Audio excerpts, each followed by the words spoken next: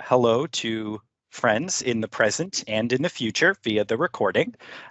We are gathered here today to do a skills lab related to building Power BI dashboards embedded in the Financial Edge NXT. But I do want to make sure that I introduce our wonderful presenter today, Barton Dyson. And with that, Barton, I will pass it to you. Thank you very much.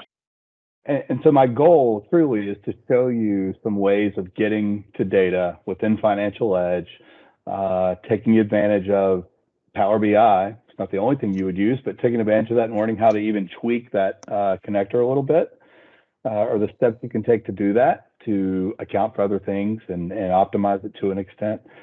So you're not going to see a whole lot of effort today around building a report and designing it and making it look real pretty. It's going to be more around making those connections, getting data, and then moving that all the way through so you can visualize it and interact with it within wherever people want to consume it. That could be Teams, that could be Financial Edge NXT, which it'll be in this case. Let's get started. Really the goal here is to empower you to start leveraging these tools and understand what's possible, what's capable. Now that your data has been, in some cases, if you're a longtime customer of Blackbaud, now that the data has been moved away from you and into the cloud, right? What can we do with it? How can we leverage it? How can we make sure people are getting the right information and good content? The first step was to download this file. And this is something that was not developed by our team, although we've created kind of our own enhanced version of this that continues to evolve for our implementations that we provide related to Power BI. But this is something that was developed a number of years ago by a gentleman named Grant Quick. Now, the downside to this is he implemented this in, 2019, August. A few endpoints have been enhanced since then. Like there's a project search capability. That's not in here. And so there's some other changes that Blackbaud has made to make searching and pulling lists more elegant, especially when you're dealing with large collections. But I'm going to show you how you could even tweak this if you wanted to. Also happy to work with any of you to help kind of enhance that connector to support what your organization is doing. And in some cases, you may be trying to connect this with other data, right? And really better understanding how to marry all this together. But this democratizes Financial Edge data, essentially. It makes it available to you in a very secure OAuth 2 fashion in order for folks to access it. And then you leverage Microsoft Active Directory and MS365 to determine who can get to that. So I think the next good place to go is where that file goes. And the reason I want to bring this up is this is something you can manipulate. If any of you have ever worked with SQL before and Power Query, the wonderful thing is this is really leveraging Power Query and something that Microsoft calls the M language, and there's a ton of documentation around it to get to the data. So I believe the one I downloaded yesterday was this zip file. You want to end up creating the mez, and if you recall through the instructions, you end up going through all these different pieces to get to the pieces that you need. And I've got it in this folder here. And you've got to define, based on your developer account at Blackbaud, the subscription ID and the key, and it's very well documented in there. Blackbaud has also made a more up-to-date one of these available for Razor's Edge that you may be aware of, very well documented, but you just want to input your inserts for your developer information and your subscription, and you're good to go.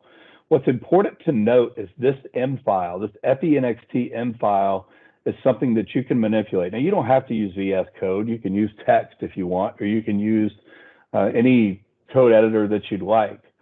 But this is access to the steps that Grant went through to build this connector. And this is where, if you want to, you can enhance connection points. You can add a connection point.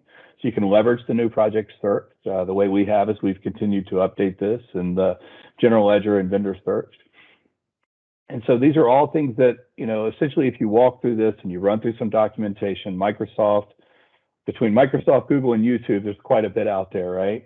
You're able to start, seeing how they're defining these elements and then how they're performing the iterations, how they're dealing with record limits and iterating through for pagination and everything else. So this is something that can be enhanced, but you can also tweak it if you've got very specific requirements and you kind of want to model the data before you get it if we're dealing with millions of records. This connector is something that you can program yourself or enhance yourself and create your own M file. But this is a really, really, really good starting point. And this is where we started as we started to kind of evolve this out and make it even more efficient for capturing low-level general ledger transactions like T codes and if it's 1 versus 5, et cetera. So the next thing we really want to do is work with Power BI, right? So it's critical we put it in that very specific folder. And I think it is documented on Grant's website, but there's a specific setting you need to make where it says it's okay to look at custom pieces, right? Microsoft keeps moving this around and changing it, but you've just got to have that cut on.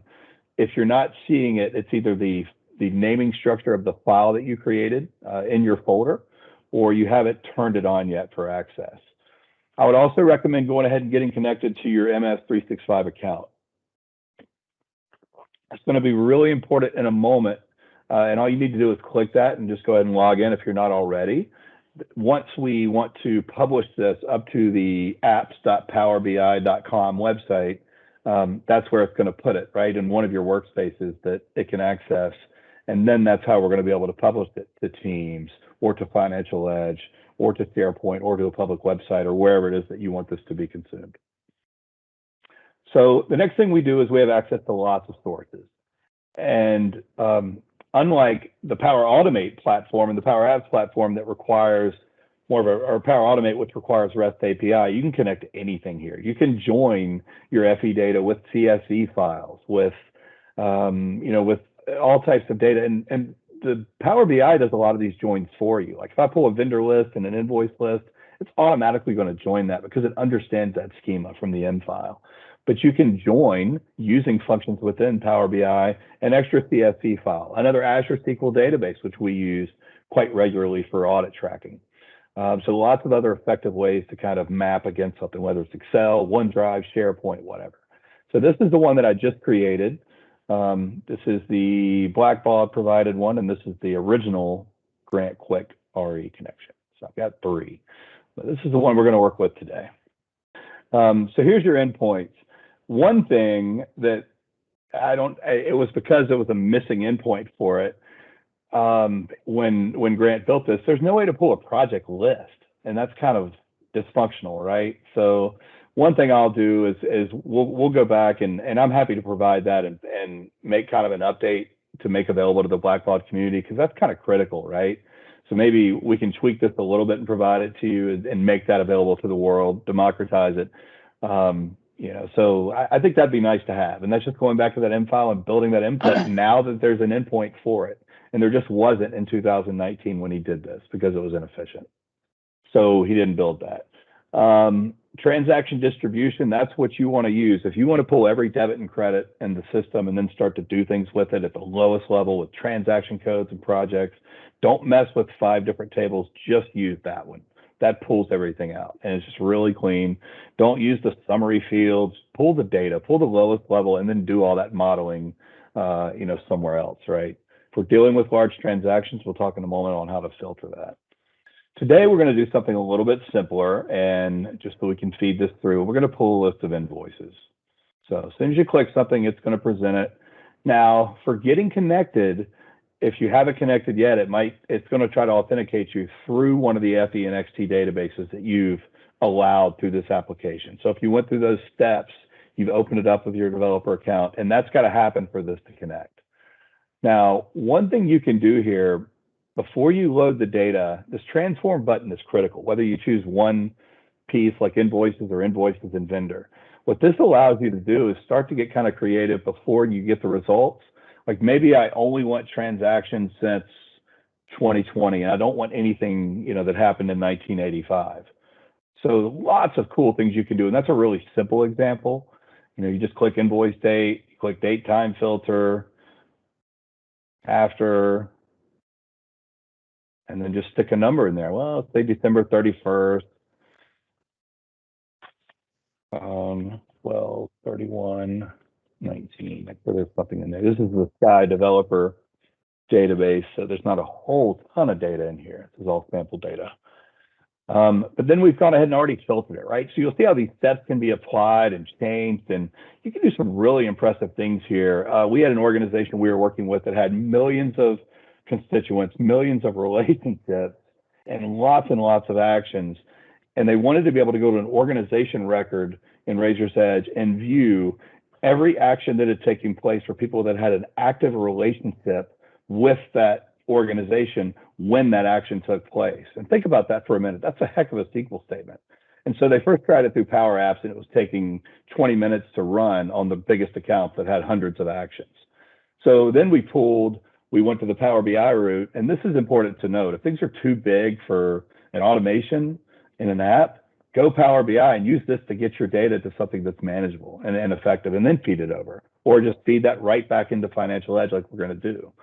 And so in this case, we pulled the relationship table, we pulled the actions table, had everything we needed, and went ahead and created a third table that was modeled after the other two and joined it all together. So we basically flattened out the data with a third table that had everything there. So when we went back to run the report, there was no logic at all we had to apply and no formulas. All we did is just grab the fields, and that was able to then, within milliseconds, allow them to go to an organization donor record and see just the actions that had taken place through those active relationships. So you took a 20-minute process down to milliseconds because we pre-modeled this, and their refresh takes, I think, 30 minutes. They run it twice a day, but no biggie. Until the refresh happens, they're just going to see it as of the last time it refreshed. So these things are happening through that Power BI service.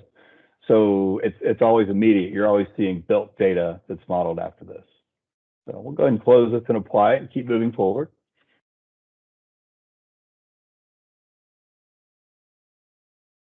Here we go. And if you're pulling something that has millions of records, this is going to take a minute, and you might need to watch kind of me go through the next steps. Mine's going to be pretty quick. It's just sample data. But that it's important to note that transform data is where you're really going to be able to start getting creative and advanced modeling data, right? Between the M file and the transform, that's how you can really optimize what you're getting to any reporting service, but in this case, Power BI. So now here's all our fields over here, right? So we can start to build. We can tell it what kind of thing we want. I'm just going to stay pretty linear and simple today and just go with a table. And we can start bolting things on. Well, here's our invoice ID. Let's take that. Now notice, like you see the summary here. When I click that, it's going to treat this like a number, and it's going to summarize it at the end. Well, that doesn't make any sense for an invoice ID at all. So why am I seeing one?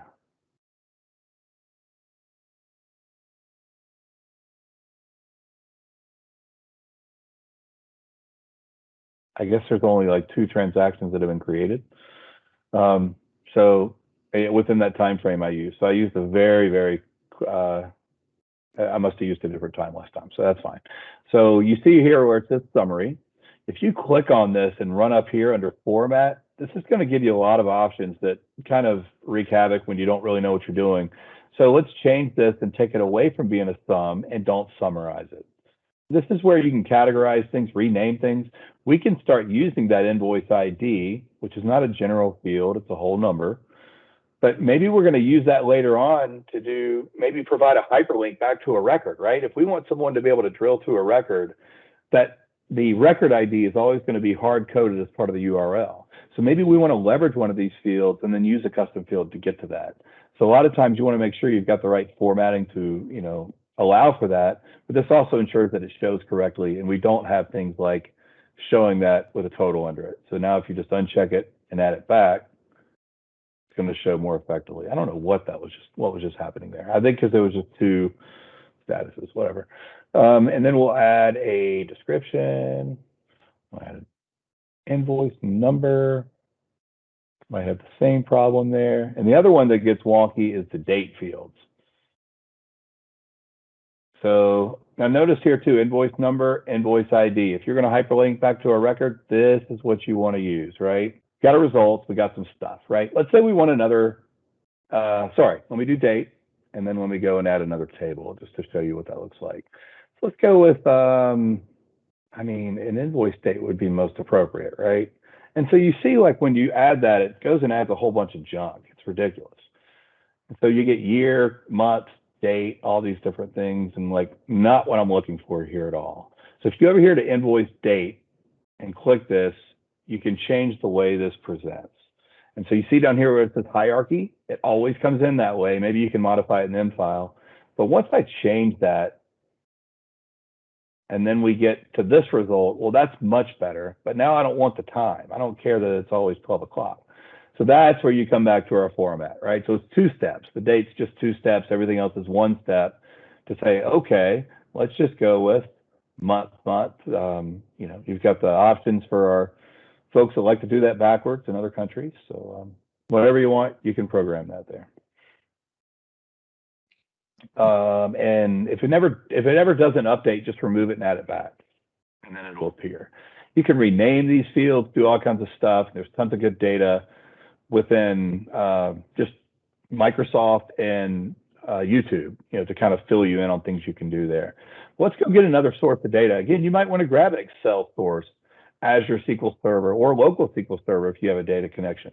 Dataverse, if you're familiar with that. So you can get to all kinds of stuff, but we're going to go back and get to the same source and add a vendor table. And what I want to do is just show you how it's automatically making a link here to this particular table, which is awesome, right? So I can just embed a vendor custom field or a vendor ID immediately, linearly in this report, right? So we can start to join information, in this case, within one system between 2 tables, but maybe you're joining an external table showing grant detail or program detail or something else that's being tracked offline. So let's go to the vendor. Vendor custom field is a separate setting. I think what that's doing is providing more detail around it. I'll add it just for kicks. And we only have 1 in this particular system. So let's load that. Again, we could do some transforming if we wanted. Again, this is going to be fast because the sample database doesn't have 1 million vendors. And I hope most of you don't. Okay, so we got more stuff. So now, if I want to go to vendor, and you can always, I think it's under transform data, there's a setting in here too where you can change like the left joins and the right joins. But this is what Power BI is doing kind of on its own, right? It understands how these things should be connected together. So if we want to go add a good field here, I'm seeing it on my other laptop. If I want to add I already got the vendor name, but it's from the other one, right? But let's just do that for kicks. Let's add that, and then let's add the vendor name here. Now, I really hope those match. Then don't we're in trouble. But see, you can see right away the auto join is taking place, right? This is from a different table, but it's already linked together. It's doing what it needs to do.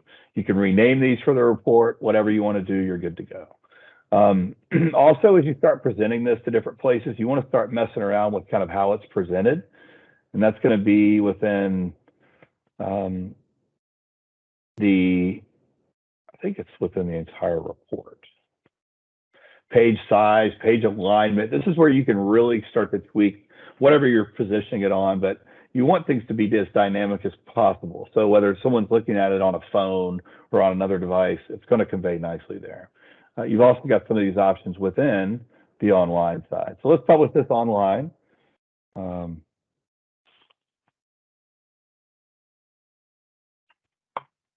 right, so we're going to save it and we're going to publish.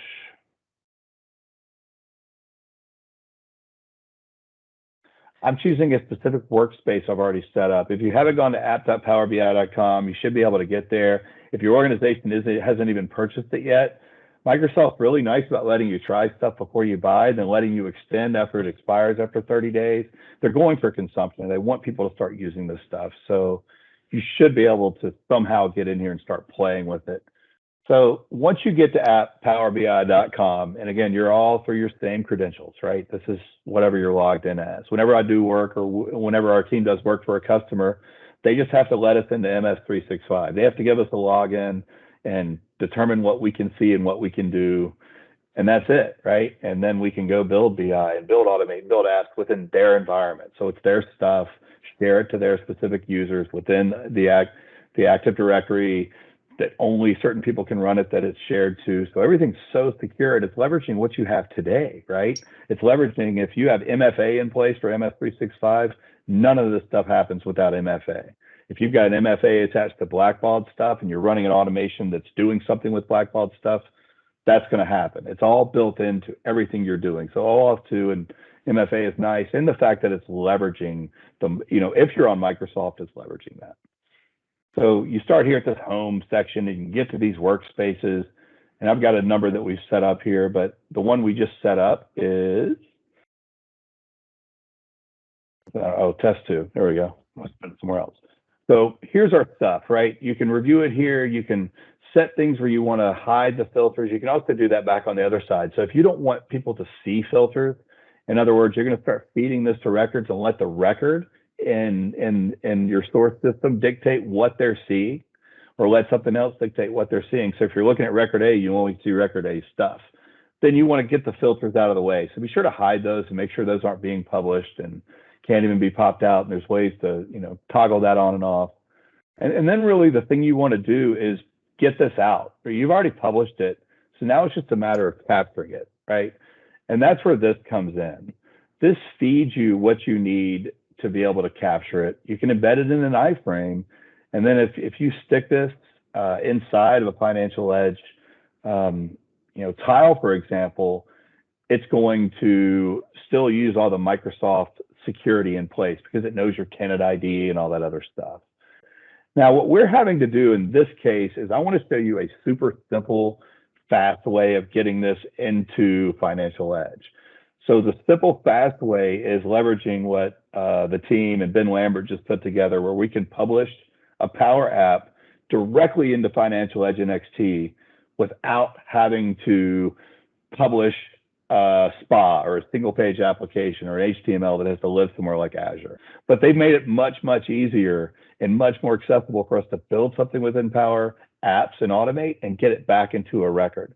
What I hope for and what I think is happening is V2 of this, they're going to expose that for Power BI too. It's the same, very similar approach. I just think they're being cautious and want to make sure that everything's working effectively since they just rolled out that Power App connection, right? So that's important to note that right now we're going to embed this inside a Power App. We're going to embed BI inside an app and then embed that within Financial Edge NXT. I think what you'll find is you can also just embed it directly into a tile with a few extra steps, or once this is made available. So that's what we want. So I'm going to jump over to Power Apps now and get to work on an app. And I went ahead and built this, so I don't have to build it, but I'm going to show you how we can build this, so to speak.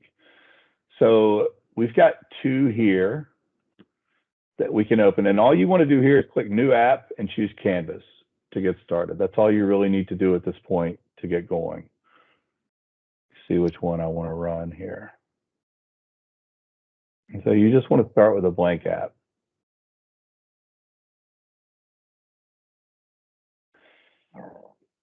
All right, I've got one that's a little prettier, so you're going to see. How's another one? But here's the one, looks very similar to what I created before.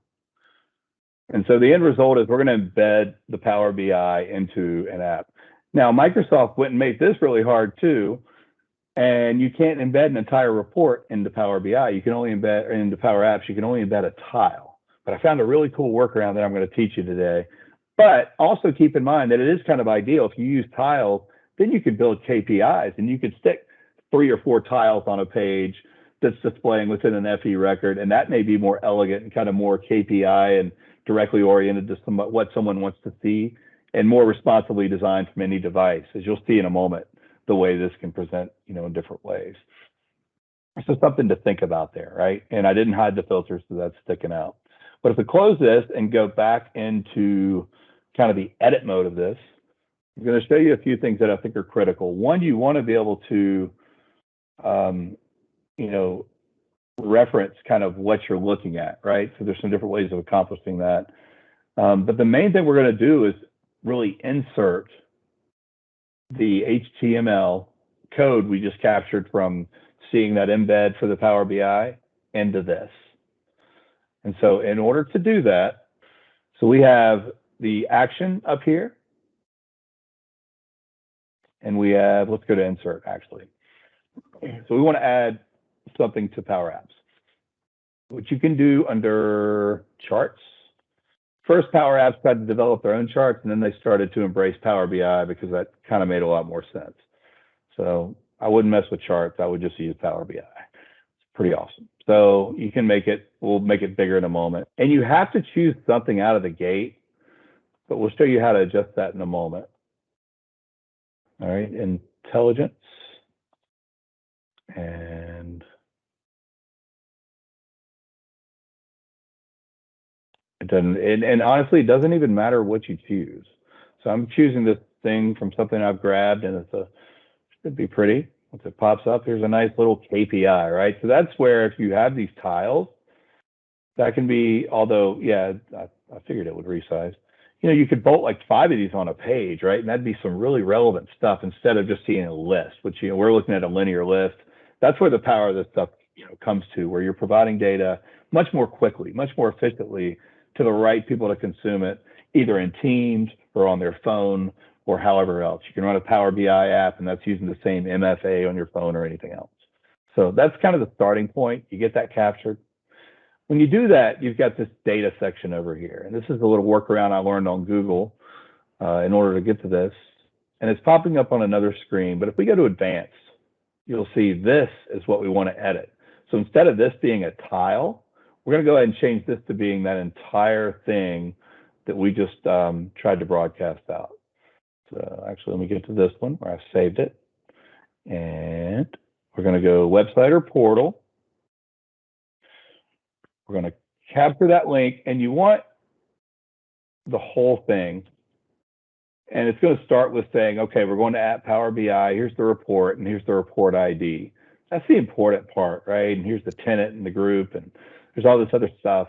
If you're going to embed it in iframe, use this one. But you know, in this case, we're just bolting it right on to PowerApps. So no need to worry about it. But the iframe function works great. So now we're going to go back to this.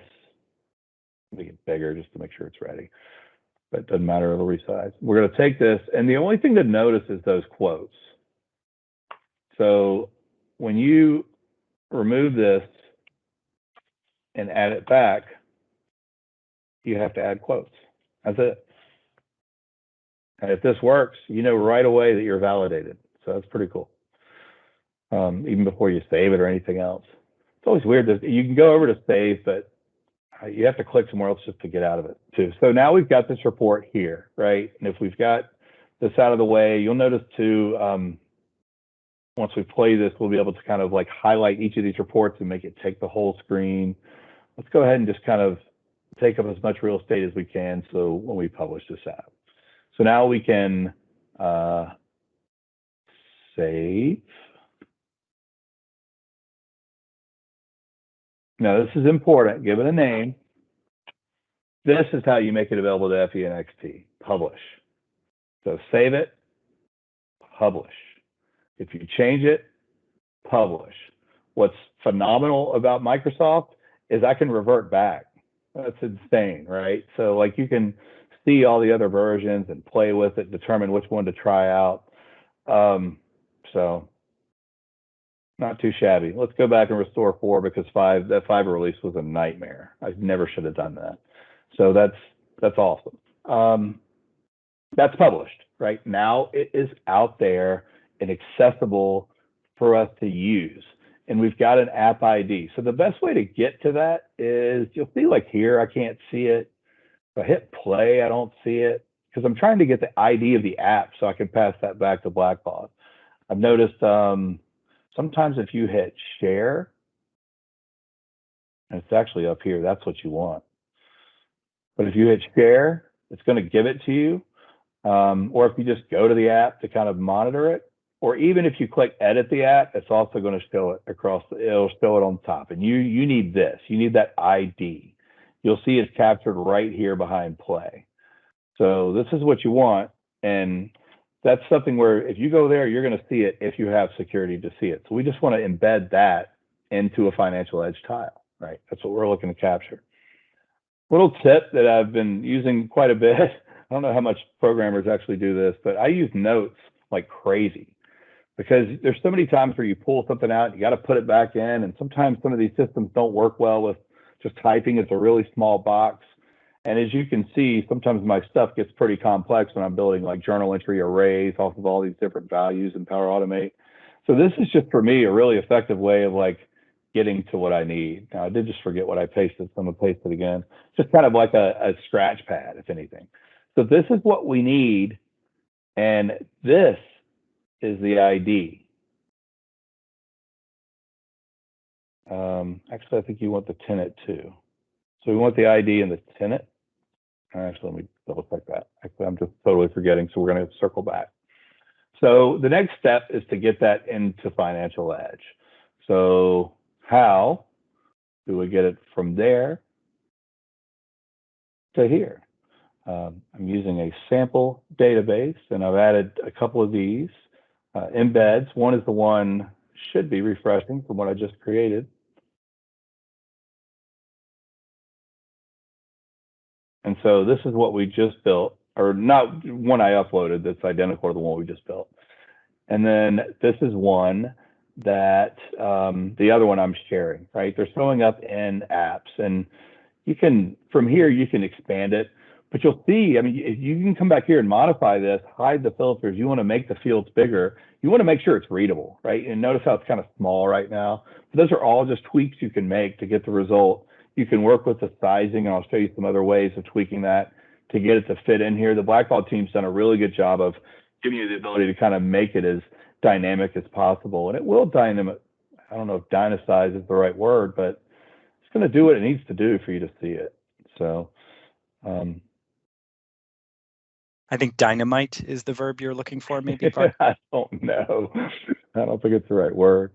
But let's go to the developer section and go ahead and get this added. Definitely go to this and read all about this. This is really the whole glue that we're using to put this together. And you know, it's all wound in here so they can pass the record ID into it. You can use that and feed it back on the PowerApps side, but we can also interact with it on the Power BI side. And I do foresee, after speaking with the developers when they were working on this, that the Power BI is very, very similar. And now that this is out, I don't think it'll take long for there to just be a second option for it. So that's exciting. But read through this. That's what we're going to leverage. And I've already used it a few times. So we're going to go to my developer account. And these are a few that I've set up for different things that we support. But this is the one that I created today. And so this is all you have to do in order to add one of these connections back into the system. And so in this case, let's edit this. You want to determine where you're going to put it, right? And I'm just going to capture this again so I can bolt it in here. So the first thing we do when we create an add-in is give it a name. Where do we want to put it, right? So Razor's Edge is a bit broader. You can use buttons, so not just tile, which is sweet. Then you can do flyouts and show your report on a modal or a flyout. But you can also put something on the home page, and that's also something that we've been talking about different options around that. But what you can do with the GL and with Financial Edge is put it on tiles. So we can put it on the project tile, right? Go to a project record and put it on one of the components. That's what we've done on these. But maybe I do a lot of work with journal entry, so you want to put it on the journal entry tile or the vendor tile. So it's just wherever you want to consume that information. Now, again, what we just published can also go into Teams, and sometimes that's another elegant way to consume some of the things we're building in Power BI, because then you just have the team that can see it from anywhere. So then the add-in URL, going back to that website that that was built out by the Blackbaud team and shows you all the different ways that you can remove inset, for example, as one of your parameter options that you can add to the URL. So you're using up 100% of your real estate within a tile as opposed to having this inset wrapped around it. That's something I always like to do. So especially for reporting and data. So all these are options for you to apply, and then you attach it, and it should be good to go. If you already have a record in the system that's open, nothing more than a refresh should make it available at that point. But what I do want to do with some remaining time after we jump through this is talk about how do we start automating the rescheduling of the data, right? So how do we keep the data fresh and come up with a good process to support that now that we figured out how to feed it to people? Yeah, so two things I want to talk about that are going to be pretty relevant. Number one is when you have data, this is kind of weird because we're showing a list of every invoice since what, December of 2019 or 2020. And that doesn't make any sense, right? You know, I'd rather say something just related to this. Like, for example, I want to see just the invoices that are connected to this project in the finance system, right? I mean, you could get there by drilling through activity, but let's see them and let's highlight certain ones that are related to contracts or something else specific. That all starts with knowing what the record ID is, right? And this record ID is 39. So if you had that built into your system and then you define that as a filter, you're going to be able to start using that to ensure that when you open up this report, even if it's millions of lines and you're opening it within record 39, you only want to see record 39's results, right? Now that's not quite possible that I've found, although you can test it to do, and I haven't tested it to do within the way we're embedding the tile, the Power BI tile within the Power App. You would essentially have to share it to the app, which we do constantly, and then share it from the app to the Power BI, and then you can filter it down. What we typically do when we build this is we're just embedding the BI report directly into the system, which should be, you know, the version 2 of what Blackbaud's working on, because then we can immediately filter it, right? That's how we delivered that solution that was dealing with millions of records related to a relationship. So the only reason I'll point that out, this is where you probably want to get back to using the HTML file, which doesn't do much good if I just click on it. Let me open this with code too. Using an HTML file and sticking it somewhere like GitHub or Azure and leveraging that to see the result, right? So, but if you leverage something like this and put it out here and it's the exact same thing, you're just embedding that same link. And you know, this isn't heavy JavaScript or anything else. It's 39 lines, right? This is what we did to show those constituent activities in RE. You change the title of what you want the head of the tile to say.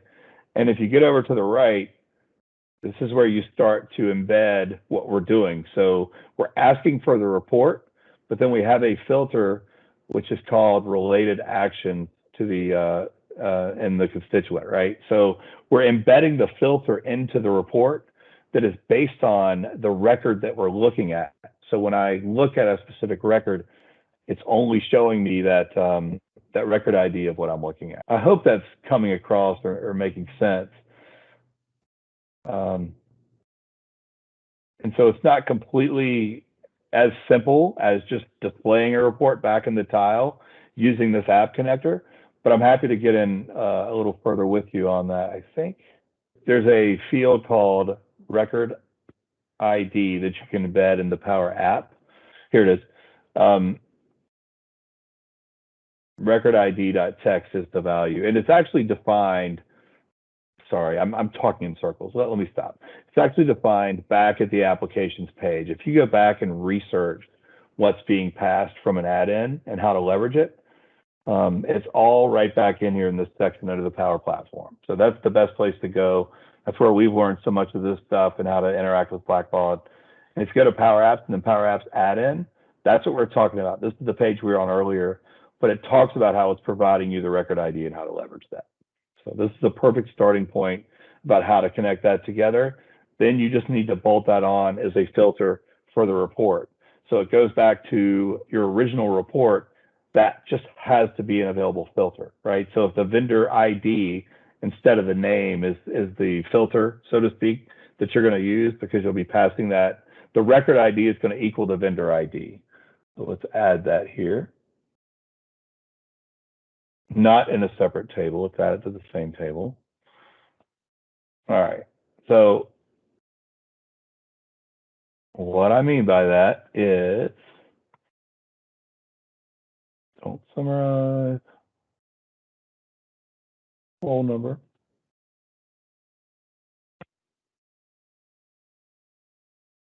So this is what matches up to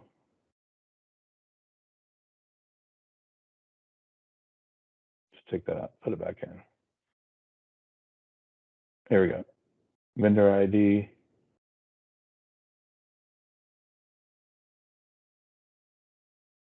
corrected the wrong value. Well, anyway, you get the idea. So this vendor ID is, in other words, if we're looking at A+ office supplies, we'd only want to see these. Or we can take this out and get the project distribution and base it on the project. But this is the record we're going to be looking at, right, to kind of map this back to whatever we're working with. So you just have to make sure that's an available filter, right? That is an exposed filter that can be used by the report. And again, the best way that I've found to test that is, you remember when I went to that page earlier and said, well, this is what it looks like? This is the secret sauce. Go back here and go to the end of it and start bolting on filters. Let's see if I can find my document.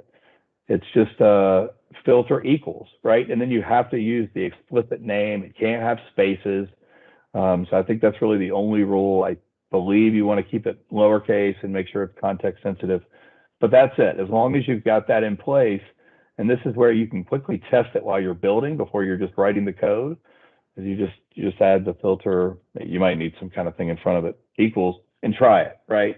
And then save this URL using my little text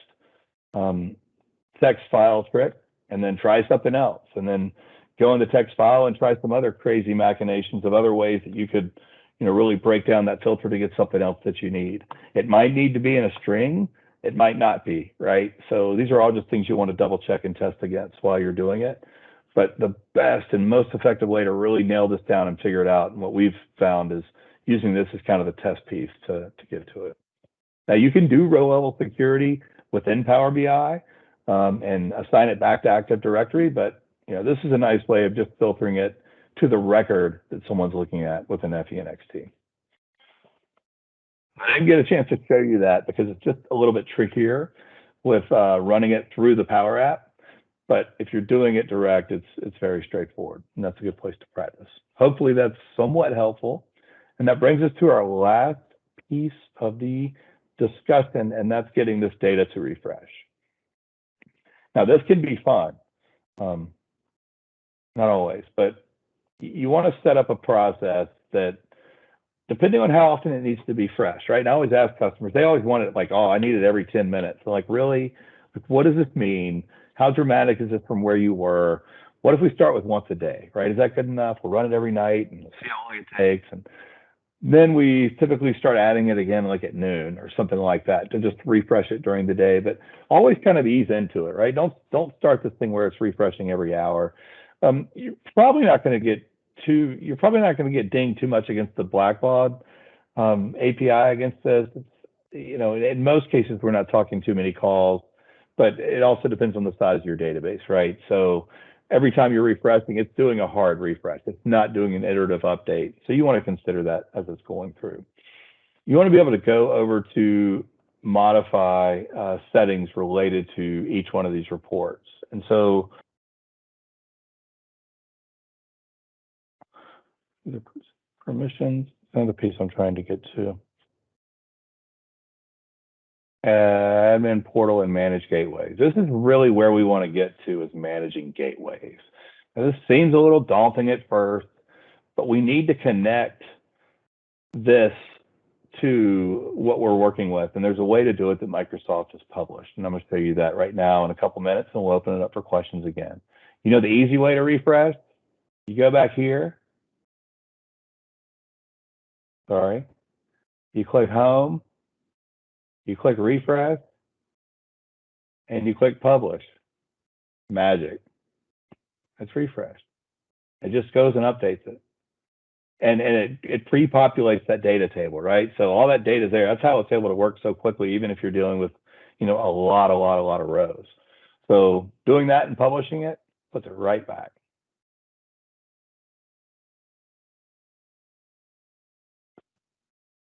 Saves it, publishes it, moves it on. So that's all great. And if it overrides something, it might say something where it's overriding the data table, but that's essentially the same thing. You're performing a refresh. And this gives you a sense, too, of how long it's taking. Let's just tell it again where we're putting it. And hey, you already have one called that. Yeah, let's replace it. So we just updated the data, right? Same thing. For this, you want to look into the ability to add a gateway, and there's tons of information. There's an on-premises data gateway personal mode and more of a server mode. And go to Microsoft and read up on these. I've had success with both. In some cases, personal works, but also think server works. And some of you on the phone may kind of understand the logic behind these even better than I do. But this is how you open up Power BI and make connections into, say, a local SQL database or a local Postgre or something else. This is how you connect to other stuff. And this is also how you're making the connection, because all of this is predicated on a connection that is coming from your local M file, right? That was designed over here in the Power BI desktop. So you're kind of driving this out of your place, right? So you want to figure out a way of getting that to a server. So you'd move kind of the report and the M file and whoever's publishing it, and then install this on-premises data gateway, and then make the connection. So there's a certain set of steps you run through to set this up. You can always start with the personal mode, and then if you want to move to the kind of the server enterprise mode, maybe that's what you do once you assign it to a server in the office or something like that, or a machine in the office that it's running off of, whether it's a workstation or a server. Once it's up and running as a service, then it's going to run not just when someone's on their machine, which is another way of doing it. But once you have that in place, then you're able to go back to that report, and you'll have a refresh. Oh, here it is. There's the refresh button. And I just want to see if this is going to fail. I think it is. It didn't. It worked. So, oh, no. Scheduled refresh has been disabled. And settings. Okay, here's what I was trying to get to on the other one. I was highlighting the report, not the data source. So silly me, but go to the data source, and this is where you start to make that connection. Hey, here's the gateway I'm using, and then you can start to schedule however often you want it to run. But you got to get this part working, right? You got to get app.powerbi to connect in with the service that you're running, and then you can start to set up a cadence of, all right, I want you to update this twice a day. So honestly, this is the trickiest part of setting up the schedule, so to speak, of refreshing data. But again, it's not too bad to just go back to your report and click publish, refresh and publish to get to the same result. But the secret sauce is really between using that gateway connector and then connecting it here, making that link, and then setting it up for refresh. And you'll see that one failed because it was trying to connect back in through this gateway to get to the parameters of the M file so it could do the refresh. I think in some cases we're incorporating a lot of the things we've learned over the last year, leveraging BI and Automate.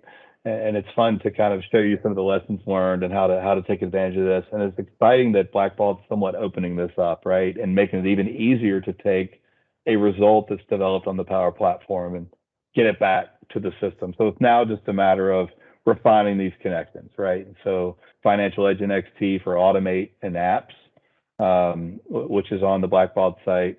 I think this Grant Quick one is still a good starting point, but without at least showing something within Teams, because we use it so heavily. I don't know what I have here because I'm not sure what I'm logged in, which entity I'm logged in as. This might even be pulling me into the conference login, but I don't want to do that. Anyway, it's so easy to go to a team channel and just click the little plus sign and say, I want to embed a Power BI report here, or I want to embed a Power App here. And only the people who have access to that team channel can get to it. So we found that's a really slick way for people to consume data, in addition to being able to go directly to a record and see everything related to a project or a grant or a vendor or a journal entry. That also opens up the opportunity to start automating the approvals and other things happening. But on the pure data side, it's just a matter of getting to the data and then making it useful for the people that want to consume it. I really hope that folks on this call are able to show us next year some great examples of how you might have made these tools sing. Yeah, that would be validating. I totally agree. So it'll be kind of fun to see where we all end up with all these capabilities. So. All right. Well, our goal for next year is to validate Barton, and that is my challenge for all of you. Please join me in giving Barton a virtual round of applause. I think I speak for everyone when I say that this was absolutely wonderful and inspiring, and I look forward to being inspired in the next session. Awesome. Thank you for joining me.